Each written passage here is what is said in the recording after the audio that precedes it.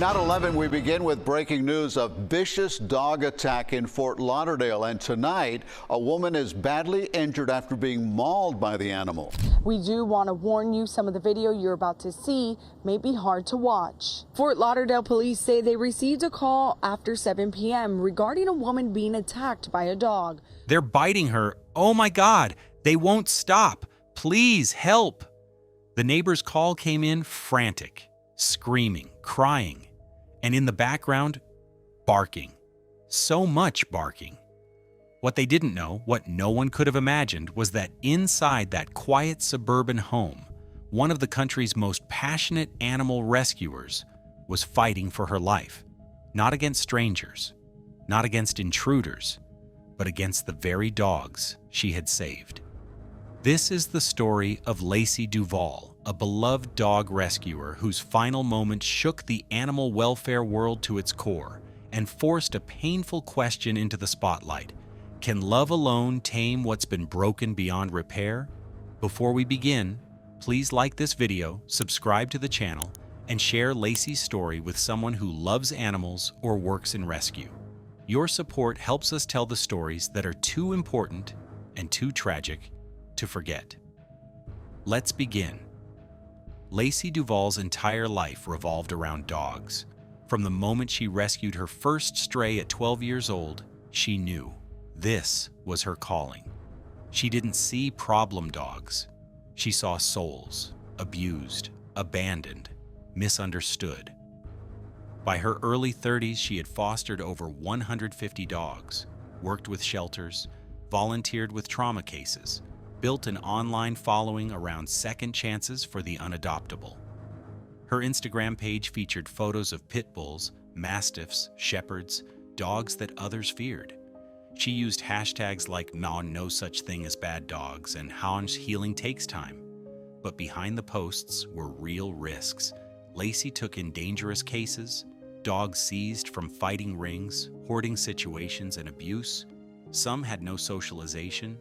Some had histories of aggression, but she believed that with enough time, love, and structure, any dog could change. Her final rescue would challenge everything she believed in. It began with a call from a local shelter in May. 3 male dogs, mixed breeds, believed to be pit bull and cane corso mixes, had been confiscated from an illegal fighting compound.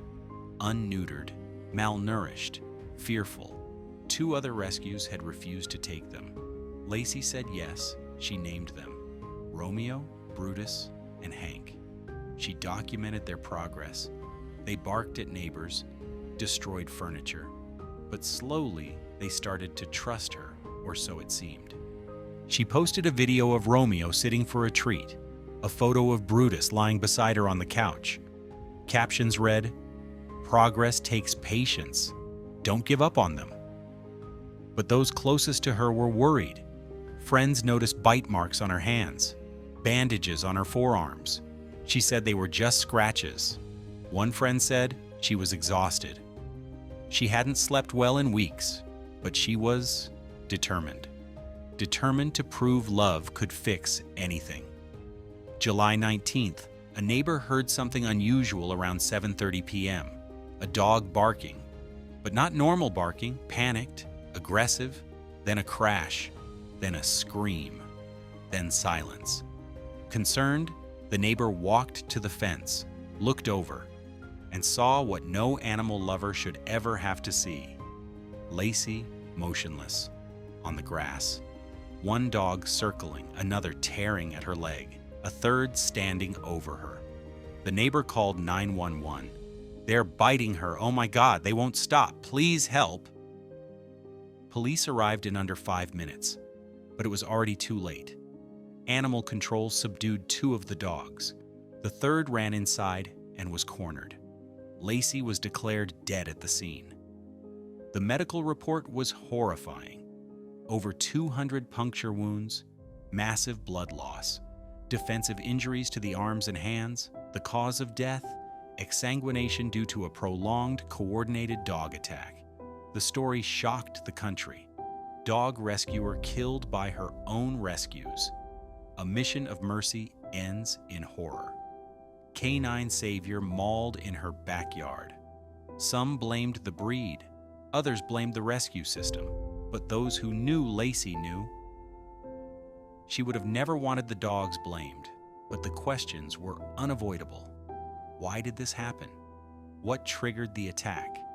Was there a moment she lost control and didn't see it coming? Experts believe the dogs had developed a pack hierarchy, and in high-stress situations, such as a feeding dispute, redirected aggression, or internal rank challenge, a pack attack can erupt spontaneously and fatally. One trainer said, "When you rescue multiple high-drive, unbalanced dogs with trauma and put them together, you're gambling with your life." But Lacey believed that love conquers all, and that belief cost her everything. The dogs were euthanized under court order. Lacey's family did not contest it, but they also refused to blame the animals. Her mother said, "She gave them a chance no one else would, and they took advantage of it, but she died doing what she loved."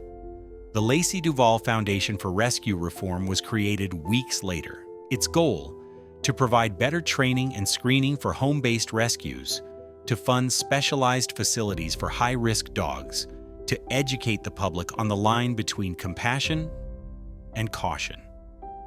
At her memorial, a rescuer read from her journal, "Some dogs need a leash, some need space, some just need to be seen. The hard part is knowing which is which before it's too late." Lacey didn't die as a fool. She died believing in healing. But her story reminds us, some trauma cuts too deep. Some instincts can't be undone.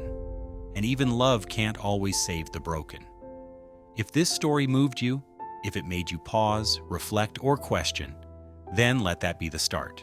Support responsible rescues, educate yourself, and always respect the risk that comes with saving lives on the edge. Thank you for watching. Please like the video, subscribe to the channel, and share Lacey's story. Because some stories are too important to forget, even if they end in silence.